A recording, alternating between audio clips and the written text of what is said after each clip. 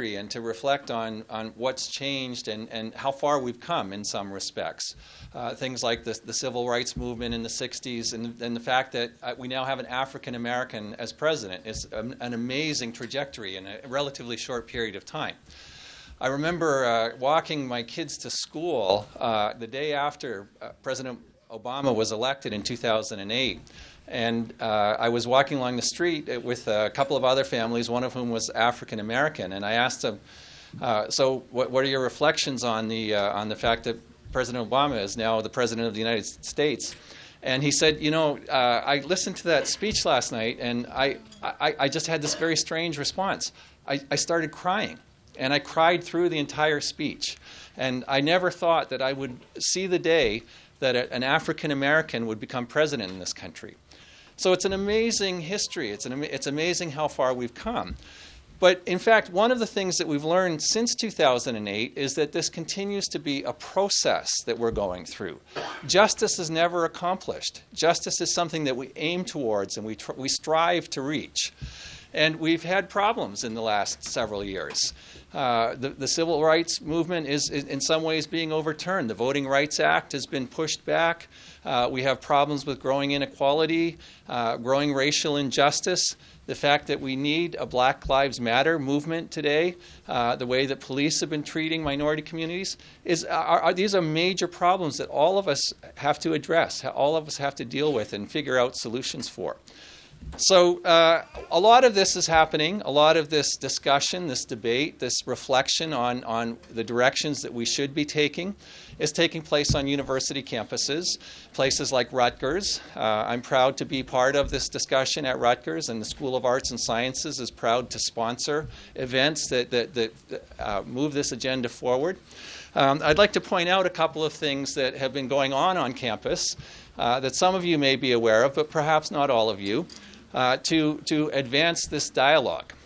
So Chancellor Dick Edwards has appointed 2 task forces in the last 6 months, both designed to investigate the university's attitudes towards, treatment of, accommodation of, welcome towards minority students on campus and its history of racial matters.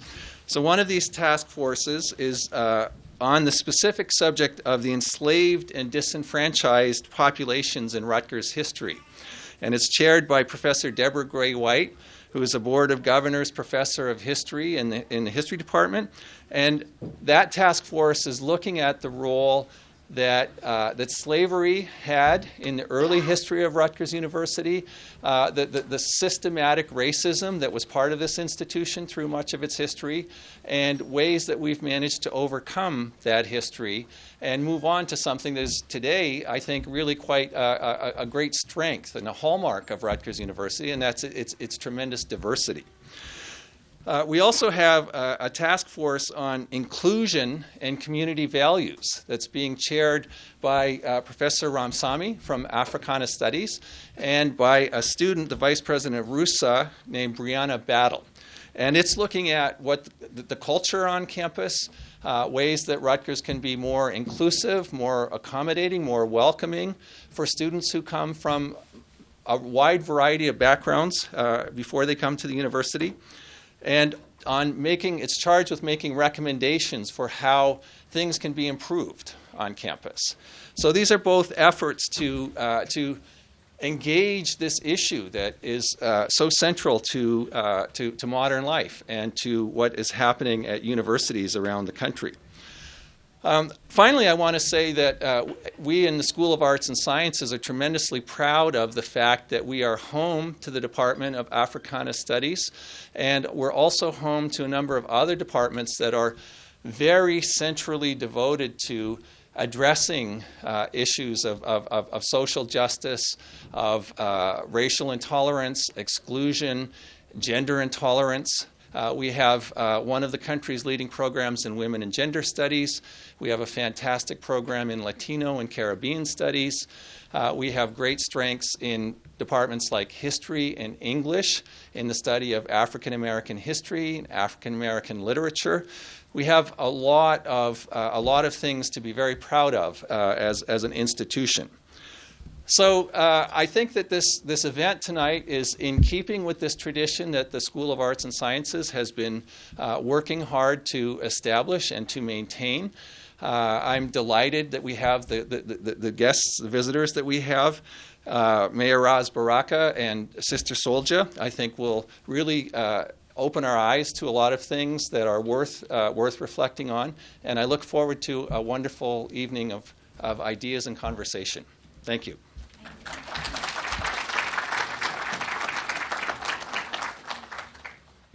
Thank you, Dean Masschaele. The Africana Studies Department, among the many initiatives, the ongoing initiatives and programs, we've started two things to reach and to connect with the larger student body and the public. And those are sort of, firstly, we have now inaugurated a Paul Robeson Distinguished Lecture Series. And last year, Professor Stephen Bronner inaugurated that series.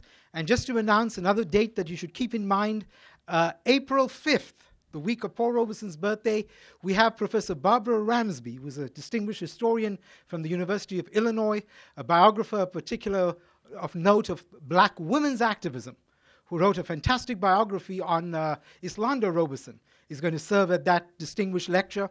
And then we have this other series that we call Leadership, Social Justice, and the Politics of Transformation. And last academic year, we had Reverend Bill Howard and a gentleman by the name of Dr. Anuga Reddy. And in some way, that program connects directly to today's program, because in that program, we focused on the anti-apartheid movement.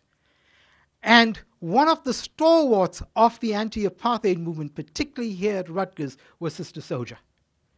And that story is not effectively told as yet, because if you listen to the mainstream historical retelling, it's told that Columbia University in the East Coast is one of the first universities to organize protests. It was actually here at Rutgers, and Sister Solja was at the forefront of that movement.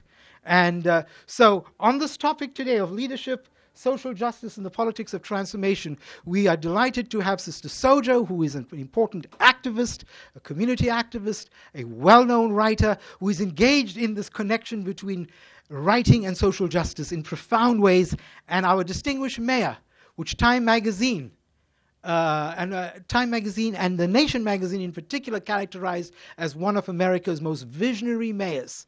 A former academic from Rutgers, Ben Barber, wrote a book, If Mayors Rule the World, How Much Better the World Will Be.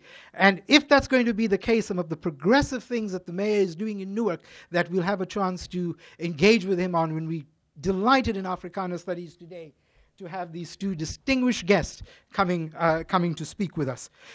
Just prior to asking the mayor and Sister Solja to speak, I just want to call upon, firstly, Mr. James Whitney, who is the Assistant Vice Chancellor of Undergraduate Education and Academic Affairs, just to talk briefly of some of the exciting programs that his office is planning that I think speaks to some of the vision that Dean Masschaele talked about. So, Mr. Whitney, please.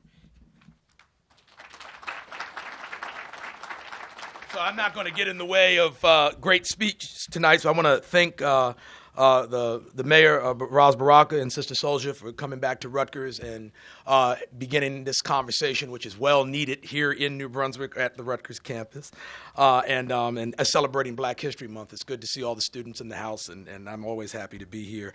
A couple of things that we should point out, and many of you have probably seen the announcements that came out from the Chancellor. We are going to be starting, with the help of the chair here, Africana Studies, and Professor Carlos de Sena in Caribbean and Latino Studies. We're going to be starting the Paul Robeson Leadership Institute. So this summer, we will direct 60 students to come in to help first-generation and low-income students who are not funded by the EOF grant, and with the support of the School of Arts and Sciences, we will have an experience by where we bring them in and we continue to support them. And we will start this as a pilot program to critically look at the services that are needed to, as we just talked about, advising, to try to make sure that students get the services and support that they need to make it and to graduate in 4 years. We also are working with many offices across the university to address the long issue now of financial inequities, as many of you are experiencing, in terms of paying your term bills and to be able to stay here. And no one should be put out of school because they owe $1,000. And so we need to make sure that we continue to work on efforts and plans to do that. And since I have this role and an alum of this institution, I'm going to make it my personal obligation to make sure that we do that. Last but not least, you have probably seen the initiative of the RU First initiatives.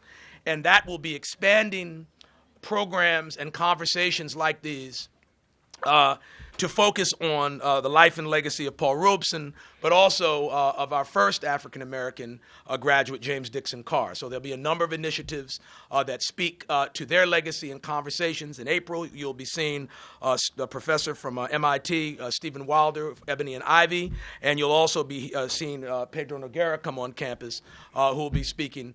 So we'll have a number of those, and we'll be expanding programs and trying to continue to work with the community. And we will also be reinstituting our Women of Color series and our what we have just announced, our RU Men's Network, Male Empowerment Network. So we will continue to work with all of you. I've asked a number of students already to get engaged. I'm going to ask that you do that, and that tonight you also behave yourselves, and if any of you are protesting, that you do it in the best way that you know how and represent Rutgers well. Thank you, and have a wonderful evening.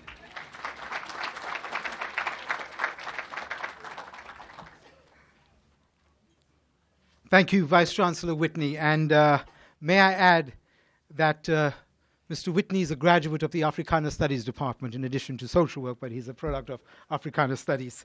One of the most important civic spaces for black and cultural and intellectual life is the Paul Robeson Cultural Center, which at the time that Sister Soja was at Rutgers was located on College Avenue. But now it finds itself in the middle of the Bush campus. But Kiyana Stewart, who is the assistant director of the Paul Robeson Cultural Center, has been a wonderful person to work with, a supporter of what we do in Africana Studies, and is holding fort at the center until we find a new director for the center. So it's my privilege just to call on Kiyana to say a few words of greetings and reflections. Kiyana.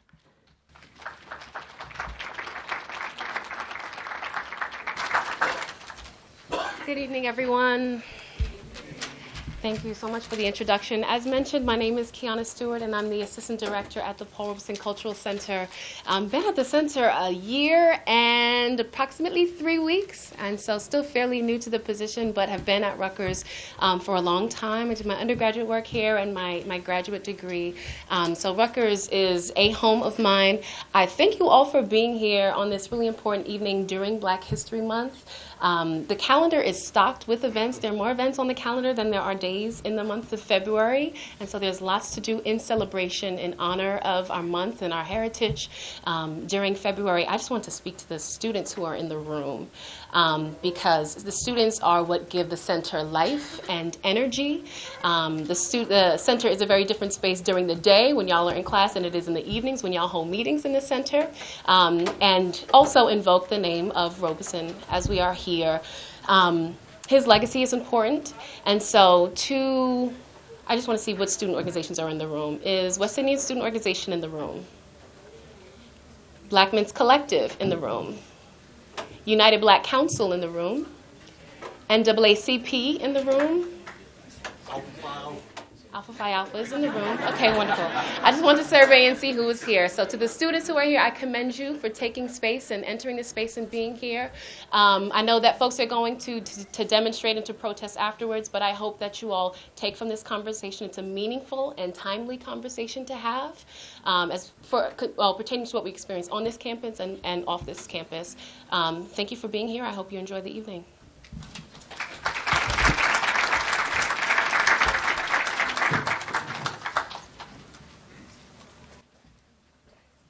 The next, what I put down in the program as a special announcement. Mr. Zim Savage is from the Rutgers class of 1971, and when he told me this particular project has been formally approved and they're going ahead with it, I said, you have to announce it at this event. So Mr. Savage, I'm not going to say any more. Mr. Jim Savage.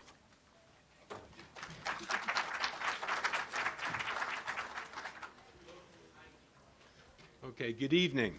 I want to thank Edward Ramsamy for inviting me here this evening. I'm here with one of my classmates, Gene Francis, if you can raise your hand. We are both members of the Rutgers class of 1971 45th Milestone Campaign Committee. And to all the students, back in those days, there were no iPhones, no Twitter, no Spotify. I was thinking of Superfly. He was big back in my day. All right. All right.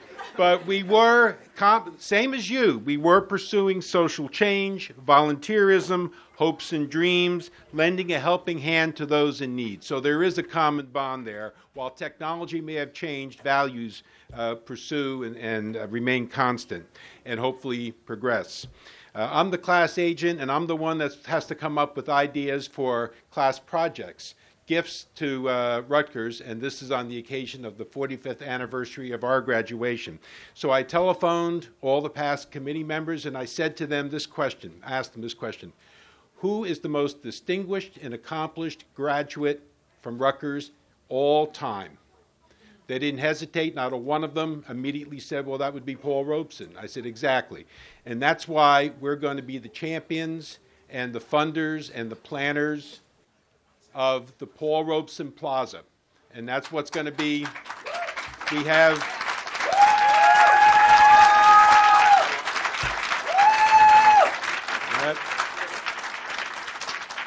Paul Robeson Plaza has been embraced by Rutgers administration. It's been approved by the Rutgers Plaques, Monuments, and Major Markers Committee. It's cleared all the hurdles. There's some tweaking we have to do, but there were some things we stood firm on. Now, the committee has made excellent recommendations, but things we were firm on was the basic concepts of the design, the fact that it had to be on the College Avenue campus where Paul Robeson went to school. It's going to be somewhere on that square block where the Voorhees Mall is.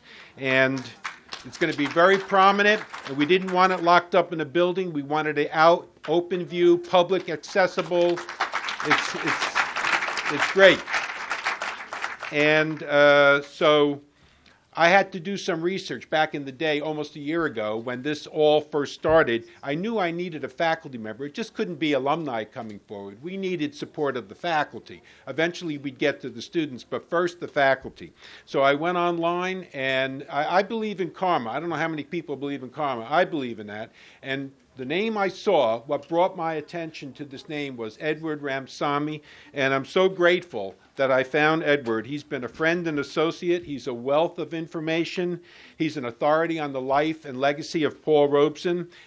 I appreciated his insights, his networking. We had an exchange of information and ideas.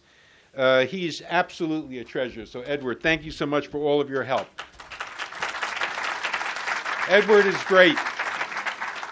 Paul Robeson Plaza is going to be two 18-foot long walls. It's not going to be something dinky. These are two 18-foot walls. It's a plaza 18 feet apart, all made out of natural stone and beautiful real brick, not a facade. And there's going to be two stone benches there, and you'll be viewing 18 feet away excerpts from Paul Robeson's valedictory address. And I'm telling you something. Go online, Google this. Targum has it printed from back in 1919. You wouldn't believe that this was a 22-year-old man who wrote this thing. It sounded like it was someone who was a Nobel Prize winner. So insightful, and something that could be read today and make sense and mean something today, 100 years later. I want to let you know the design also includes 6 images of Paul Robeson. Someone said, well, why don't you have a statue? And I said, no, statues are for people like Babe Ruth, who was a baseball player. That was what he did. Or Douglas MacArthur, a general. That was all he did. Paul Robeson, well, you would need 20 statues, right? So what we're having are images on black granite where it's called an etching. Okay, it's going to look just like Paul Robeson as a valedictorian, as an All-American athlete, as a lawyer, author, as a award-winning performing artist, vocal and acting, civil rights social activist, and global humanitarian. 6 beautiful images of Paul Robeson, and it's really going to be magnificent. I'm going to read one of his quotes that we're going to have on that wall too. But first, what I want to read is Edward J. Blaustein previously was the president. He's passed away now, but he was the president of Rutgers in 1972. And for Mayor Baraka, you'll appreciate this because in 1972, Dr. Blaustein went to Newark, and on April 9th, the anniversary of Paul Robeson's birth, he gave a, April 9th, yeah. He gave in 1972, he dedicated the Paul Robeson Cultural Campus Center, Paul Robeson Campus Center in Newark, and I want to read you something of what he said because it was so passionate and so brilliant. Listen to these words. We are here today to pay homage to a great American, a man who through his worldwide acclaim brought esteem to our nation and our university. Today, after a period of neglect by this university, of which I am ashamed, we return to Paul Robeson some small portion of that great honor he brought to us. Now, those are some bold words, but thanks to Dr. Blaustein, the building in Rutgers, Newark was named after Paul Robeson, and now under the leadership of Dr. Barchi, we're going to have Paul Robeson Plaza. So we're very excited about that, and I want to read you a quote. This is going to be part of the Paul Robeson Plaza. These are words from Paul Robeson himself in his autobiography, Here I Stand. So I'm quoting Paul Robeson. But I do care and deeply about the America of the common people whom I've met across the land, the working men and women whose picket lines I've joined, auto workers, seamen, cooks, and stewards, furriers, miners, steel workers, the foreign-born, the various nationality groups, the Jewish people with whom I've been especially close, and the middle-class progressives, the people of the arts and sciences, the students, all of that America of which I sang in the ballad For Americans, the et ceteras and the and so forths that do the work. Paul Robeson had it right. He had it right then. He has it right today. He lives on through our memories and our awareness and our presentation of Paul Robeson. It's something that I'm hoping that this monument is going to be a major focal point at Rutgers, that tour groups are going to come here, school children are going to come here, they're going to see that monument, parents with their high school students are going to be coming here taking tours, and they're going to take pride in the fact that Paul Robeson, a great American, was one of us, a Rutgers graduate.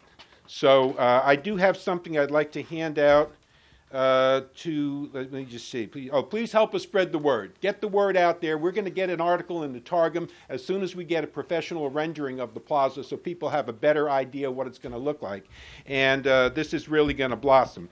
But I do have some handouts here that I'd like to give. I'm going to just put them in the rows, and you can pass them back and forth. This just gives a summary of what the plaza is all about. It also gives a website. If you want to go to the website, you can get updates. As we get updates, we're going to keep you up to date. And any questions, just pass them on to the Rutgers University Foundation because they would know how to get in touch with the committee members to give you more information. So thank you very much. Very happy to make this announcement. Thank you, Edward.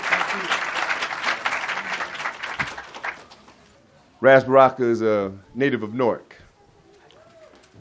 Family has lived in Newark over 70 years.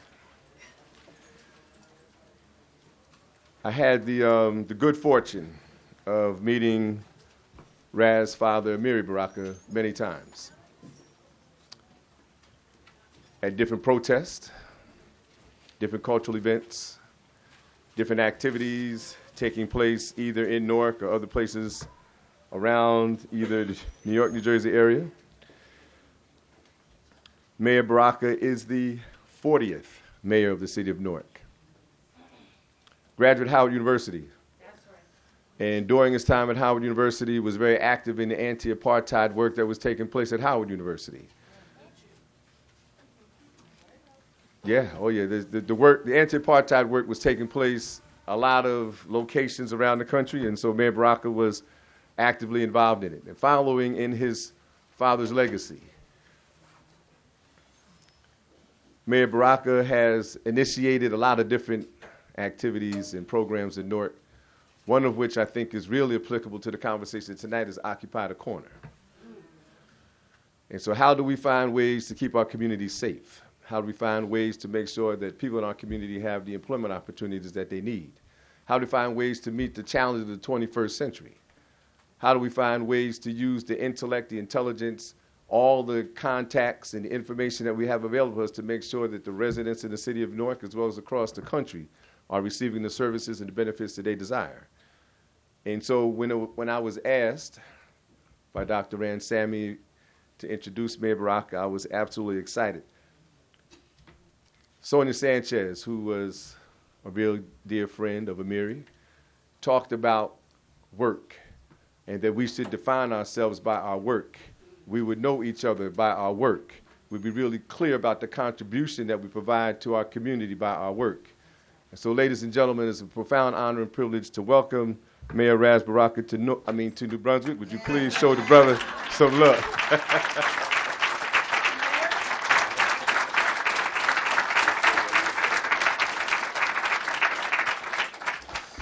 Thank you. It's a pleasure to be here this evening. It's, haven't spoke with Sister Soldier like this in a long time. So it brings me back to Friendship Baptist Church in Brooklyn. We used to have Herkimer Street. We used to have hundreds and hundreds of young people who stayed late at night to, it was a different time period, to listen and hear, and were energized and inspired. And they came on their own, actually. It wasn't a school-sponsored event. You didn't have to come and get any credits. Or people just came on their own to listen at that time period. And I was a young man at that time, really trying to figure out myself, what it is that I thought, believed, and how I was going to shape myself and continue to do what I thought should be done. I grew up in a family, a household that was always active, always organized, and always reading, always studying, always having folks around that talked about action, revolution, everything, community development, parties that turned into rallies in the house, dinners that turned into long diatribes and discussions or poetry readings. And I grew up in that kind of atmosphere, so the things that I'm doing is really an extension of how I was raised, how I was brought up, and everything that was happening in and around my household at the time. So it's not a surprise to me that the trajectory of my life ended or landed me where I am today in the city of Newark here. I was looking at my phone and somebody just texted me that Donald Trump won the primary in New Hampshire. And, I'm not surprised at it, but, what it says is that basically, what Soldier was talking about is where we are now today. And the kind of atmosphere that we live under, that a reality TV person can become the president of the United States and say probably the most outlandish and outrageous and most racist and vile things that he could imagine on public media and TV, and people actually approve of this, and it does not affect his ratings in any kind of way. I think they prepared us for Donald Trump with all the reality TV shows, so we're not even appalled in any way that he gets to get on TV and make mockery of everyone that is not like him. And so when he does that kind of thing, people applaud that. And they have these rallies where people are attacked at the rally if you say something. That is an atmosphere that is dangerous. That is a dangerous atmosphere, particularly for people of color and people who have a different mindset, right? Than the public, most dominant mindset that is happening in this country, that's sucking up the ability for us to even intellectualize about things that are right, that are democratic, that are just. And so if you try to defend people, like Soldier said, then you are attacked for defending people because you're not giving them the freedom to be barbarian. Right? And so then they attack you for saying that you should not be undemocratic, you should not be racist, you should not be saying these things because you're forcing them to be politically correct. And so that's important for us here as students, because you're in the realm of ideas. It's important for you to understand because these ideas begin to change and develop based on how you change and develop them. I see the whole country now is so involved in Beyonce. As a matter of fact, I was at a retreat, and I had to say this before I get into what I'm going to talk about. I was at a retreat for 2 days, and these are adults who are like, they have like extra degrees, a degree after the degree, and they're intellectual, and they are professionals, and we're debating the Beyonce video, whether it was like revolutionary or black, represents the black community or whatever it is. And I had to tell somebody that Beyonce is not Angela Davis, And to expect her to be Angela Davis is not a high expectation. Like it's not a normal expectation, I should say, for her. But the interesting thing is that how much angst this has caused, because she basically didn't say anything. She didn't say anything. What was appalling to people were the images that she portrayed. The images offended people, right? So I had to tell folks, I said, well, I don't think police officers have anything to worry about aggressive dancing on a video from Beyonce. I mean, she sat on a police car and had people dressed up as berets. And I'm not trying to make light or belittle the video, because I'm actually happy that she did that, by the way. Because it's, to me, a step up from what was happening already. And the fact that she did it at the Super Bowl even made me more excited about what was going on. And that all of those black women came out there with those berets, with their berets on and doing that dance really, shake the whole place up, right? And it was pretty interesting, because it was on the anniversary of the founding of the Black Panther Party. And a lot of people don't really understand that, didn't see that image, but there are folks who do, and so they began to attack that. And so you have to ask yourself, why is it important for them to attack Beyonce? Because they can't possibly believe that Beyonce is going to organize anybody to do anything. They can't possibly believe that Beyonce is going to come out and start some revolutionary movement. They don't believe that Beyonce, like I said, is Angela Davis. So why are those images important and so dangerous for them? Because those images go into the minds of all of you young people. Those images are being passed around the internet on Black Twitter. You know Black Twitter, right? I find out more information that's going on in the world on Black Twitter than I do on Channel 7. I'm serious. So, and that's a problem, right? So those images are shared and they go around, and you begin to take those things, and maybe you begin to think something different than the silliness that is usually portrayed on the internet, on video, on TV, and you begin to think another kind of way, right? And that's the importance of that. And I heard, it said that, we have an African-American president, and that is an example of us coming a long way. I agree, we just haven't come long enough. So in 1863, during the speech of the Emancipation Proclamation, Abe Lincoln, there were some runaway slaves from Virginia sitting there watching and listening, trying to see if he was actually going to sign the Emancipation Proclamation. And one of the slaves that were there, the ex-slaves that was there, was Frederick Douglass, by the way, who thought at that moment that when he signed the Emancipation Proclamation that was an incredible act.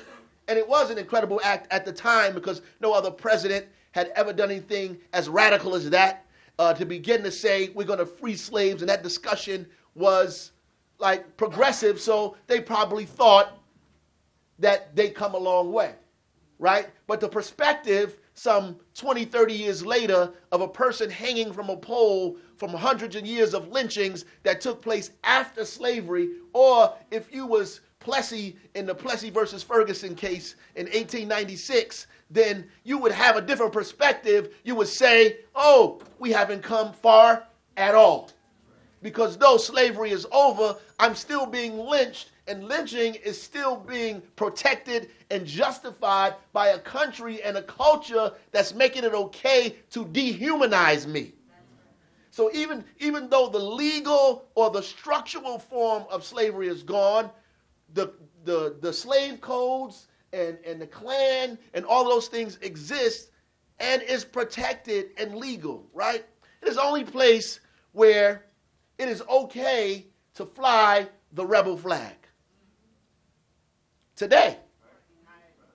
Where it's okay to fly a flag of treason. So we're not opposed to the Klan and Nazis because of free speech. We're not angry at them because of their ideas. We're angry at them because they are barbarians. They have killed it. They're exactly terrorists. They've killed people, lynched them, shot people. Medgar Evers died in the arms of his wife on his lawn so he can vote. Not because he wanted to overthrow the government. He wanted to vote in this government. He wanted to vote for these people who probably didn't like him anyway. And they killed him. These people are terrorists. How can you protect them and allow them to fly their flags over the state capitol?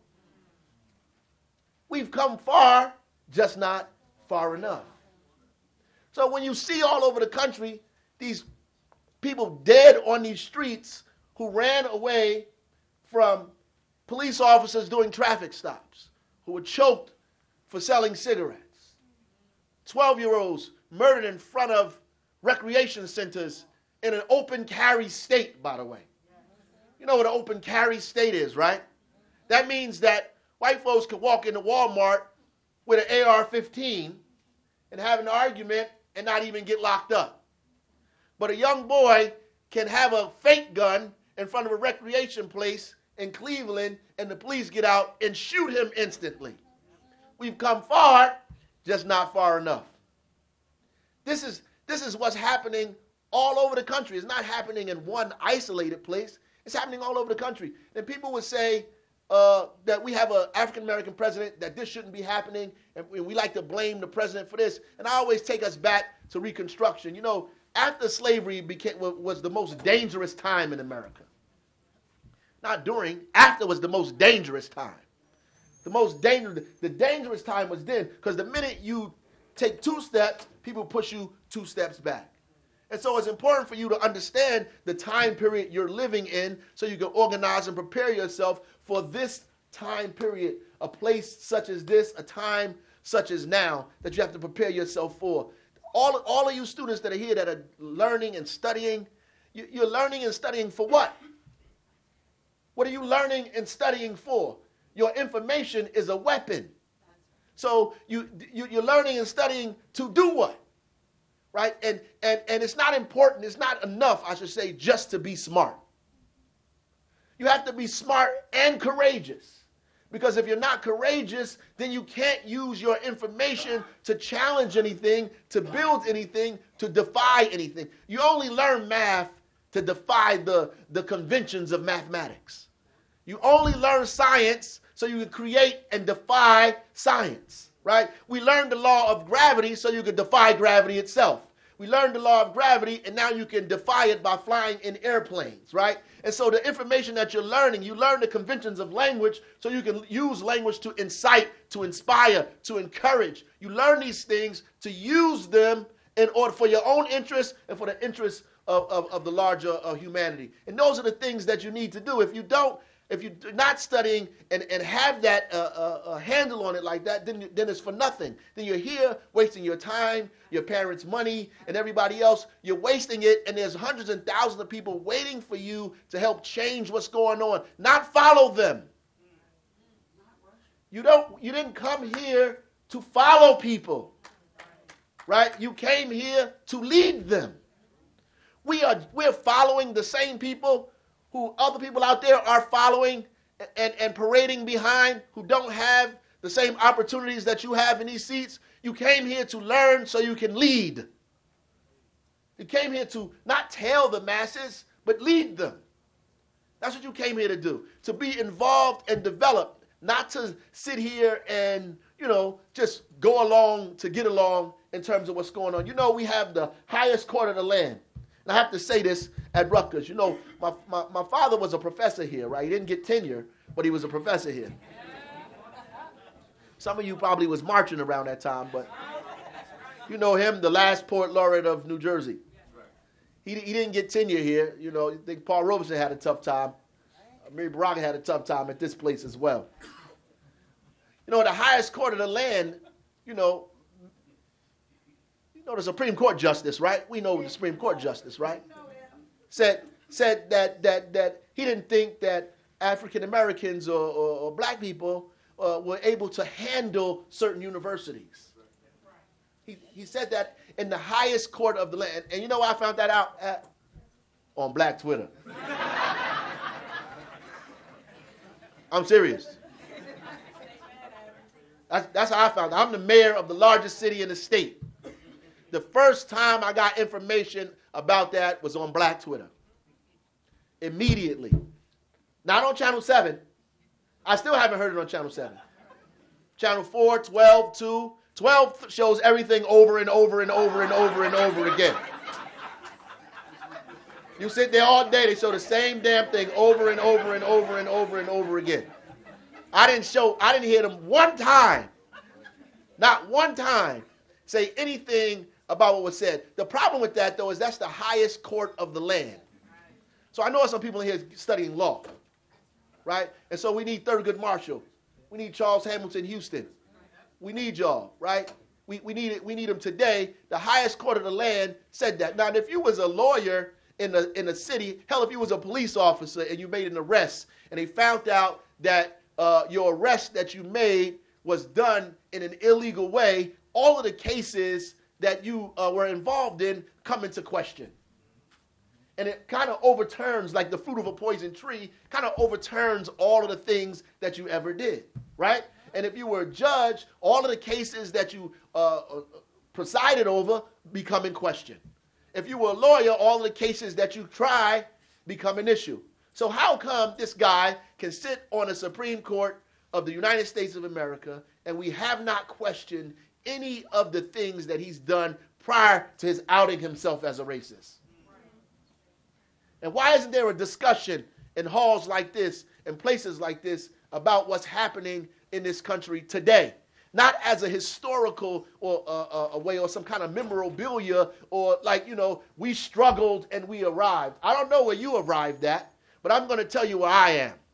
Because some of you think you've arrived places that don't exist. They don't exist. So I'm going to tell you where I am. In Baltimore, the first school that was put in the media because they came out during the Freddie Gray issue. The first school was called Frederick Douglass Academy. You know that school, right? You know who graduated from Frederick Douglass Academy? Thurgood Marshall. Thurgood Marshall is alumnus of Frederick Douglass Academy in Baltimore. You know who Thurgood Marshall is, right? Please do not tell me you don't know who Thurgood Marshall is. Not at Rutgers University. Not at the Africana Studies. Please. If you don't know who Thurgood Marshall is, we in trouble. I'm kind of scared. Trump won and you don't know who Thurgood Marshall is. Right. Thurgood Marshall was one of the chief architects around Brown versus Board of Education and fought against desegregation, of course, against segregation in this country, particularly in schools. You know, Frederick Douglass Academy is about 90% African American today. And not only is it segregated by race today, it's also segregated by class. And so that's not the worst thing. The worst thing is 5 other schools in the same geographic area of Frederick Douglass have the same demographic as Frederick Douglass Academy. And that's not even the worst thing.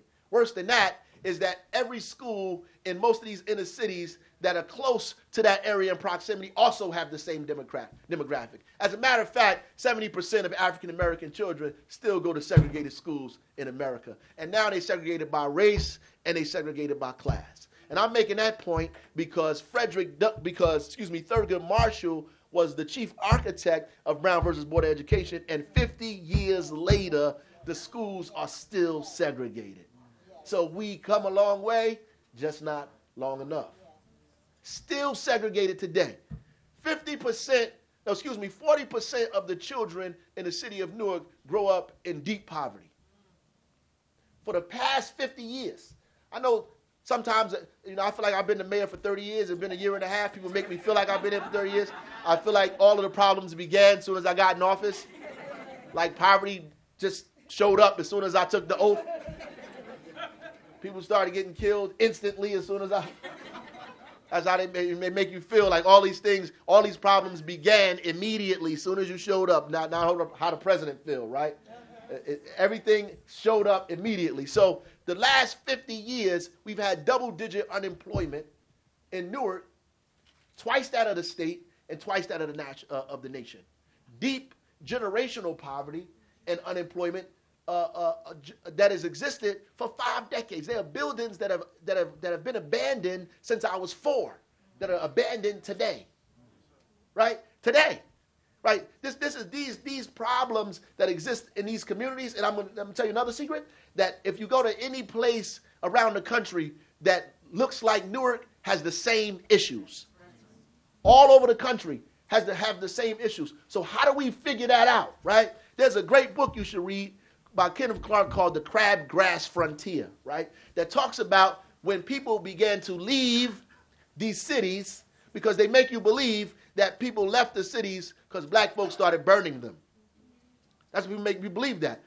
Watts Rebellion, Newark Rebellion, Detroit, Washington, D.C. After those rebellions, everybody left because they were scared. It was violence. People started burning stuff. Not true.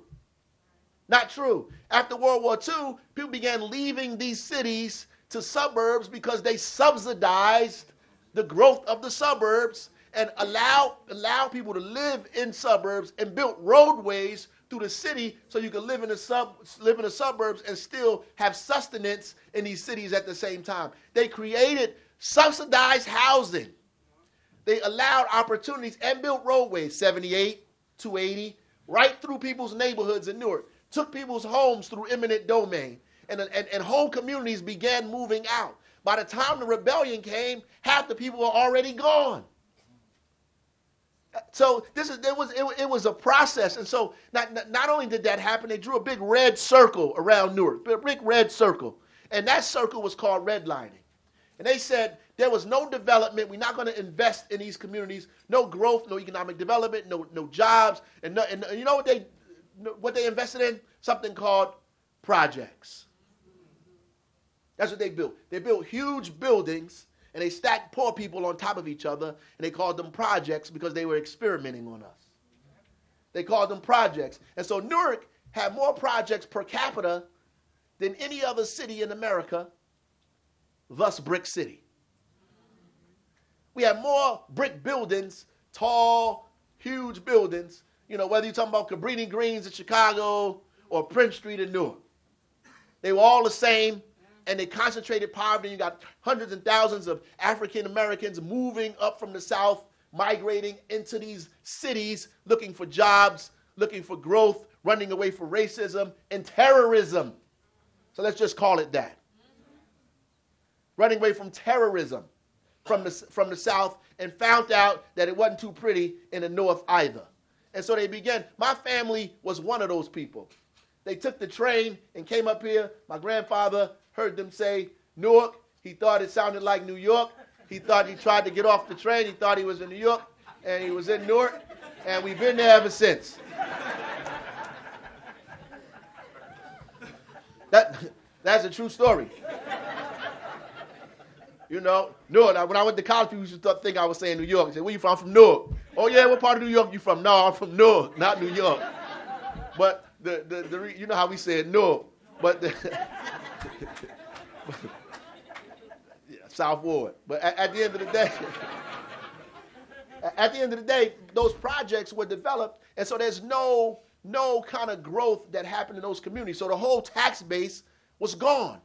So they want you to believe that the people they put in power in these places are incompetent. They don't know what they're doing. You actually have taken over a burning house.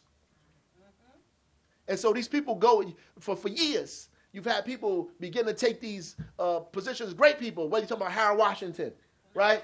Or Maynard Jackson, or Richard Hatcher, in Cleveland, and all of these people, and Gary, excuse me, or was it Cleveland? One of those.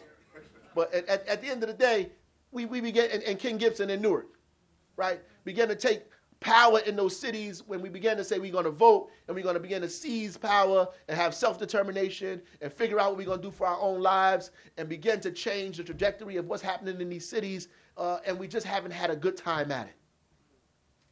Because since then, we're still in a bad shape that we've been in since that time.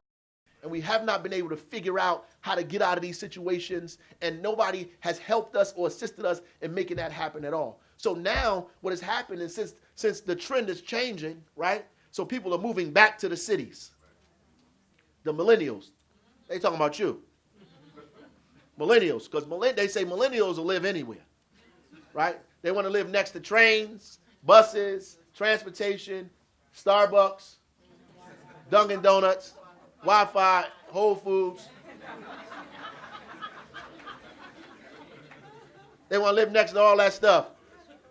The companies come because the millennials come and they figure they get the smartest workers and you work for them, so it encourages economic development. And so you get economic development in these cities. The only problem is it's only in one part of the city, in the downtown part of the city. And so in most cities in America, the downtown is marvelous. You can go to any city, whether you're going to Chicago or New Orleans or Detroit. Cities is nice in the downtown. You go 1 mile away from there, you are in another place. Right? And so they've allowed development in those areas, but in the area where your family live at, you know your family lived there. You come down here and you do this and you got to go back. Some of you go back and you see your family, they still live there. Right? In those areas that are devastated, they're war-torn even, where hundreds of young boys are dying a year all over the country, where unemployment is ravaging people's families, where there are more African-American men in jail today than it was in the height of slavery. There are more African-American men in jail today than it was in the height of apartheid South Africa. There are more African-American men in jail today, probably than any other point in history in this country. There are 2 million more people in jail in America today. Almost half of them look like us. Almost half of them look like you. Not only that, the majority of those are in jail for non-violent offenses. So it's not like we locking up the people that have been locked up, that are out here like doing all of the crazy stuff. Non-violent offenses for the most part. So filling up the jails. And so when that happens, you devastate entire communities. You take men from their families, able-bodied folks that can work in neighborhoods and communities. You take away breadwinners and tax base, and you continue to erode the whole superstructure of those cities. And as a result, you get what we get, right? And then we brag about it. Because what we do is internalize it and we brag about it. And then we brag to each other about how horrible our cities are. And whoever's got the most horrible city is probably the biggest and the baddest and the toughest. So we go around and we come to places like this and we tell stories about how devastating our community is. How death is in charge. You know, how we don't have things and this, and we talk to each other about those things as a badge of honor. I'm from Newark, I'm from this, I'm from Plainfield. What you talking about? I'm from Elizabeth. And we do, hey, this is what we do. This is what we do. And we challenge each other on how underdeveloped our communities are. Some of us don't even have access to banks and ATM machines. You don't have access to supermarkets, to food. You live in a food desert, food insecure. 1 out of 4 children in the city are food insecure. Our birth rate is 4 times, right, greater. You know, infant mortality rate, is 4 times greater than that of the state of New Jersey. 4 times. We die disproportionately. We are sick disproportionately of asthma, of lead poison, of communicable diseases. So we arguing in these communities. The irony is there's a big protest. Don't close the hospital. Everybody's arguing about keeping the hospital open. But what the hell is the hospital doing? If we're the most unhealthy population in the state and we got the most hospitals, what's happening? It doesn't make any sense to me, because the hospitals are making money off of you being sick and not you being well. So the whole concept is to keep you sick. So all of the hospitals in Newark are experts at critical care. You know what that means? They keep you alive when you're dying. Like they make sure that you can be comfortable in your death. They're experts at taking care of you in diabetes at the last stage, at conjunctive heart failure at the last stage. They're experts at pulling bullets out of people's bodies, 4 and 5 at a time. They're experts at all of those things, but no clinics, no primary care physicians, no holistic food programs in the school, no investment in supermarkets and green infrastructure, no farm, no urban farming, no any of those things to provide the things that you need for sustenance and life. As a matter of fact, it's the opposite of those things that are happening. And then we're protesting about that. It's almost crazy to me. And then you have people say, oh, well, they employ people. That's cool. We need to retrain them so they can get another job. I'm serious. Because that's like saying we need to open more and more jails because they're employing people. We need to be talking about how we change society so we don't have to have jails, and we retrain people so they can work and do something else other than be jailers, right? And because it is that desperate for us in these communities, people will forego the idea that people are dying in these communities to keep those hospitals open because that's the only place that allowed them to come in there and sweep or clean or do all of the other things or even be a nurse. All the other things that exist in these communities. And that's very, very, very real. So the things that we fight for, the things that I'm fighting for in the city of Newark every single day are big issues. So, you know, whether we are talking to the president or to the Congress about a jobs bill, because we need an urban Marshall Plan. That's what we need. And I say that everywhere I go. We need an urban Marshall Plan right now. You know, in World War II, when they rebuilt Europe and they had the Marshall Plan, they invested about $13 billion, which is equivalent to about $130-something billion today. They invested it in Europe to rebuild Europe. Nobody rebuilt these communities that are war-torn. They never did that here, right? Don't let people think, when they tell you they're handing you out, they're giving you handouts. Don't believe that. Everything people give you, you earned it. You ought to get everything they can give you. Welfare, Social Security, farm subsidies, whatever they got, they owe you. I'm serious.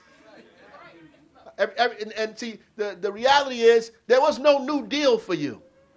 You didn't have an old deal. So there was no new deal. There was no.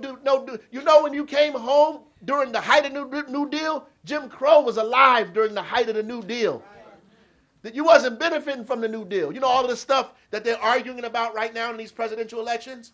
Social Security, right? The monopolizing of the banks. All the things that they're arguing about right now that came about during the New Deal that revolutionized this country, that made it possible for regular working class white people to live and join the middle class, to have these stories about my father came over here as an immigrant and somebody need to tell Donald Trump that all of Americans are immigrants, that my father came over here as an immigrant and now my son, my daughter is a doctor, is a lawyer. All of those things that allowed you to go through the GI Bill and all these other opportunities that existed to help pull you up by your bootstraps, to help lift you up, to help lift this country up. The problem was there's a whole sector of society that the New Deal missed.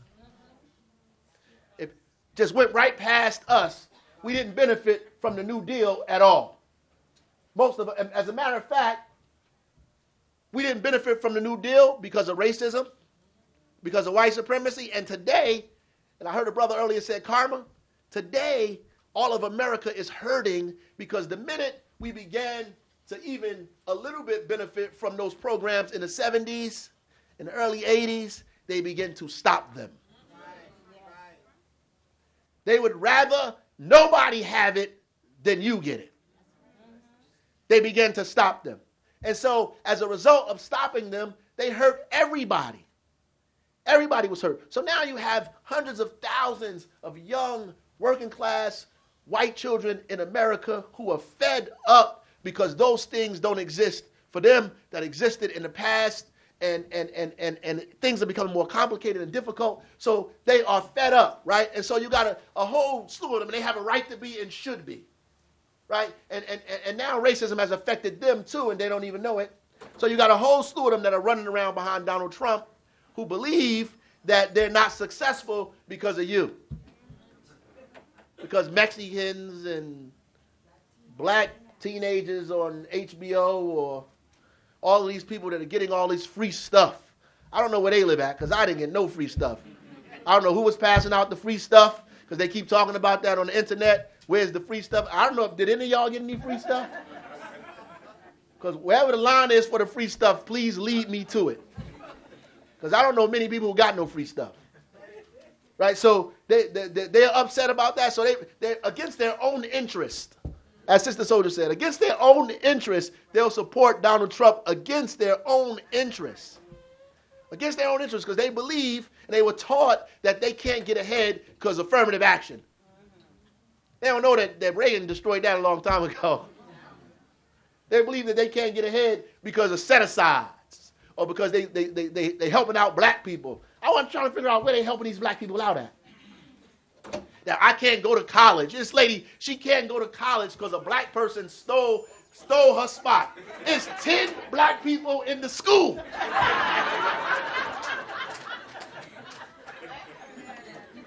10 black people in the school, and one of those 10 stole her spot. If those 10 people stole your spot, you wasn't getting in no way. You wasn't getting in no way. So they stole, that kind of mythology creates this division and sickness that's out here. It's got these people running around following behind a nut, right? And then everybody else is very worked up and they feel like, listen, we got to change our country so it'll benefit us. And they're pushing. But this time, which I do like, the Black Lives Matter folks is not letting them forget that black people are here. That the next time the New Deal come, we getting some too, or ain't nobody getting nothing. Right? I like it. I like all of the stuff that they're doing. People ask me that all the time. I get on TV shows, radio shows. Mayor, what do you think about? I say it's the democracy that we live in, and I am so proud to see democracy work in America. I am excited to see firsthand how the democratic state can function here. You couldn't do this anywhere else. This is wonderful. That they can come and interrupt these speeches and yell Black Lives Matter. This is beautiful. And we need to support that. It's true because this time, you're not going to forget us. It's just a shame that in this century, we're still trying to exert our humanity. Right? And I'm going to close because, you know, I was on a show, a talk show, and the guy wanted me to say all lives matter. He was trying to force me to say that. And I said, well, he got me. I said, you're right. All lives do matter. It's just us being killed, though. So at the end of the day, if we want to be truthful, then we should say Black Lives Matter. And if you're a humanitarian, you would say it too, right? So when people say save the whales, do that mean they don't like dolphins?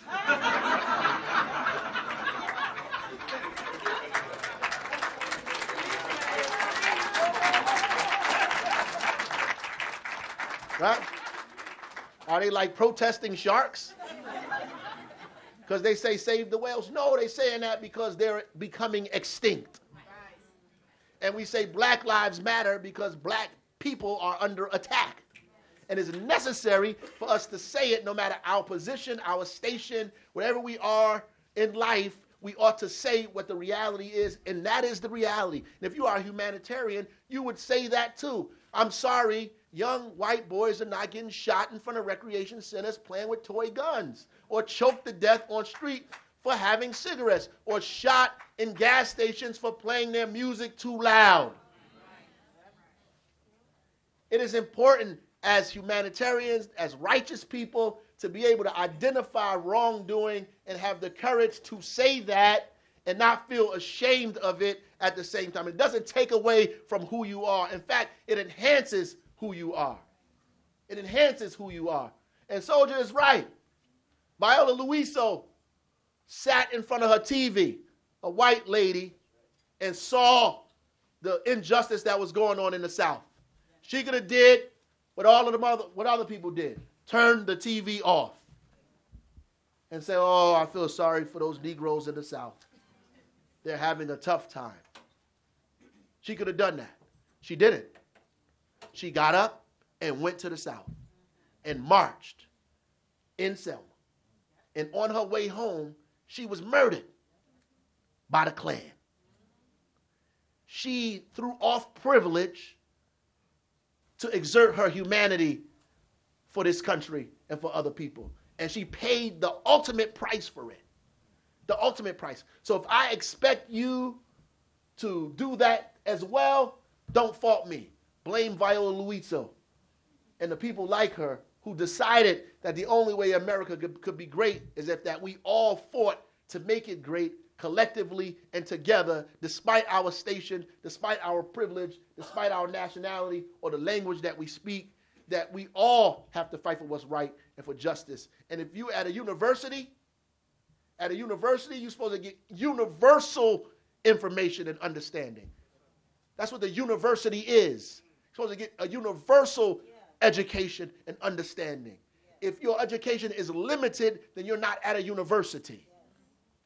You're not at a you might be at a school or a college, but if you're at a university, then you should be getting universal education and universal understanding and universal ideas, and people should not be afraid to present new ideas to you, and you can debate them, accept them, or throw them away. They should not be afraid to give you new ideas, to talk about socialism, to talk about white supremacy, to talk about the things of this country and the world, and put all these ideas in the same space and have you as students debate them, discuss them, eat them, and begin and passing them out to each other and formulating who you are and becoming the person who is going to help yourself and this country get better. They shouldn't be afraid to give you information at all. And you shouldn't be afraid to demand that information is given to you.